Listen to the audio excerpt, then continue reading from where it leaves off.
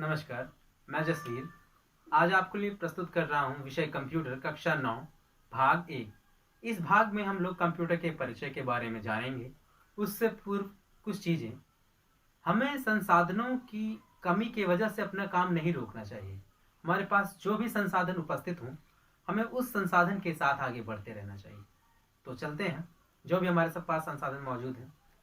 तो कंप्यूटर के इस चैप्टर में हम लोग देखेंगे कंप्यूटर का परिचय। तो कंप्यूटर के परिचय में सबसे पहले है कंप्यूटर की परिभाषा। तो कंप्यूटर की परिभाषा क्या कहती है, आइए देखते हैं। कंप्यूटर की परिभाषा, कंप्यूटर शब्द कंप्यूट से बना है, जिसका शाब्दिक अर्थ है गणना करना। यह एक इलेक्ट्रॉनिक मशीन है जिसमें इनपुट प्रदान करने के बाद उस पर प्रोसेसिंग होती है, तब उसके बाद आउटपुट प्राप्त होता है। तो दी गई परिभाषा में हमें पहले यह देखना है कि कंप्यूटर किस शब्द से बना है। कंप्यूटर कंप्यूट शब्द से बना है, जिसका शाब्दिक अर्थ होता है गणना करना। अर्थात वे सभी यंत्र जिनके द्वारा गणना की जा सकती है, वो सभी यंत्र एक प्रकार से कंप्यूटर ही हैं। तो कंप्यूटर शब्द कंप्यूट से बना है और वे सभी यंत्र जो गणना कर सकते हैं कंप्यूटर कहलाते हैं। तो इसकी अगली लाइन क्या कहती है? अगली लाइन में यह स्पष्ट है कि यह एक इलेक्ट्रॉनिक मशीन है। यह एक इलेक्ट्रॉनिक मशीन है जिसमें इनपुट प्रदान करने के बाद प्रोसेसिंग होती है और उसके बाद आउटपुट प्राप्त होता है। इलेक्ट्रॉनिक मशीन क्या है? वे सभी मशीनें जो डीसी करंट पे वर्क कर सकती हैं, वो सभी की सभी इलेक्ट्रॉनिक मशीनें कहलाती हैं।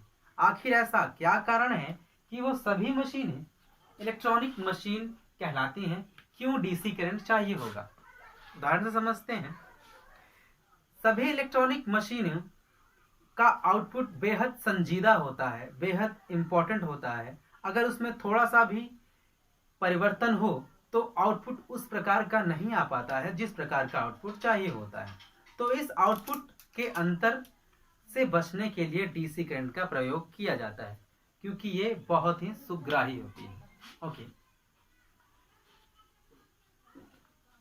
इनपुट क्या है और प्रोसेसिंग क्या है?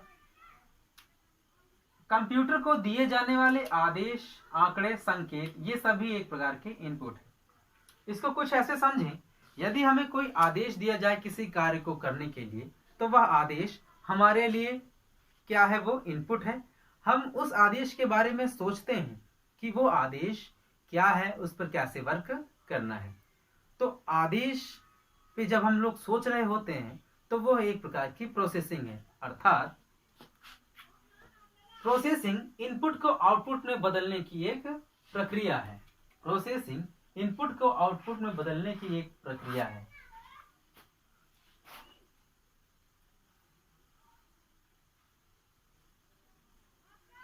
इसे आप ध्यानपूर्वक नोट करिएगा। ओके, इसके बाद आते हैं इनपुट क्या होता है। कंप्यूटर को दिए जाने वाले आदेश, निर्देश, आंकड़े, संकेत, ये सभी एक प्रकार के इनपुट हैं। अर्थात कंप्यूटर में जब कभी भी हम कुछ टाइप करते हैं या कोई संदेश भेजते हैं, तो वह सभी के सभी क्या होते हैं? एक प्रकार के इनपुट होते हैं। और आउटपुट क्या होता है? कंप्यूटर से प्राप्त होने वाला परिणाम, चाहे वो ध्वनि के रूप में या फोटो या दृश्य के रूप में प्राप्त हो, वो सभी के सभी आउटपुट होते हैं। ओके, इसको थोड़ा सा और इलैबोरेट करते हैं। जब कभी भी हम कंप्यूटर से टाइप करते हैं हेलो SVN, तो जो हम टाइप कर रहे होते हैं वो एक प्रकार का इनपुट है। जिस उपकरण से वो दिया जाता है वो इनपुट डिवाइसेस कहलाते हैं। और ये उपकरण से जब इनपुट अंदर जाता है, प्रोसेसिंग के लिए जाता है, तब सीपीयू क्या करता है? सीपीयू उस इनपुट को समझता है कि इस इनपुट को किस आउटपुट मशीन पर प्रदर्शित करना है, किस आउटपुट मशीन पर प्रदर्शित करना है।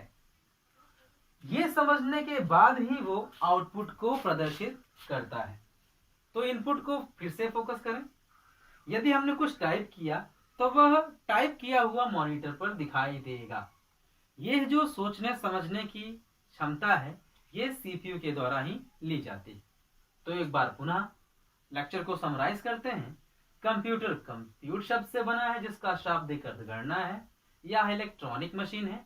इलेक्ट्रॉनिक मशीन अर्थात डीसी पे वर्क्स करने वाली मशीन है। इनपुट क्या होता है? इनपुट कंप्यूटर को दिए जाने वाले आदेश या निर्देश होते हैं। आउटपुट क्या होता है? कंप्यूटर से प्राप्त होने वाला परिणाम आउटपुट होता है तथा प्रोसेसिंग इनपुट को आउटपुट में बदलने की एक क्रिया है। चलिए आगे चलते हैं और इसको थोड़ा सा अगले अध्याय में समझते हैं।